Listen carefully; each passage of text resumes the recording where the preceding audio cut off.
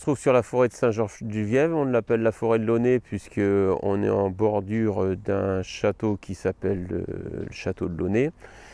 Cette forêt elle a été acquise par le groupement forestier des Douces Forêts dans les début 80, en 81. Elle fait partie d'un ensemble de 1000 hectares et la forêt, elle représente 47 hectares. Sur la forêt qui se trouve donc Saint-Georges-du-Vièvre, c'est sur le département de l'Eure. C'est une forêt qui est dominante de chênes et de hêtres, principalement en peuplement adulte. On a un petit peu de résineux qui est du sapin et autrement on a un quart de la propriété qui est en jeune plantation. Jeune plantation, c'est des plantations de chênes et de hêtres également qui ont été faites en 95 et une autre partie en 2005. Ces plantations ont été faites suite à des coupes sur une parcelle de peuplement de bois mûr.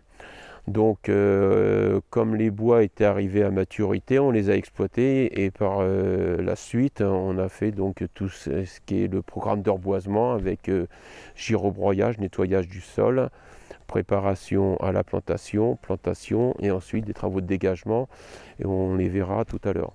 Et puis en 2005, la plantation, c'est une plantation qui fait suite à la tempête de 99. Malheureusement, on n'avait pas été épargné à l'époque. Et on a procédé à peu près aux mêmes travaux que 10 ans plus tôt, avec également chênes, merisiers, hêtres en mélange.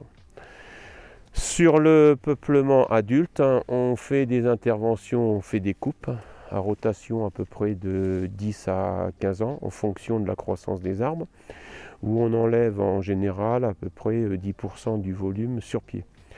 Ces 10% là, on les sélectionne et bien entendu et au profit des plus beaux arbres et des arbres d'avenir. En règle générale, dans ce pourcentage d'arbres qu'on retire, ce sont des gros bois qui commencent à être dépérissants, qui sont en fin de croissance. Et donc l'idée c'est de laisser la place aux plus jeunes afin qu'ils puissent se développer dans de bonnes qui puissent se développer avec une croissance sans concurrence.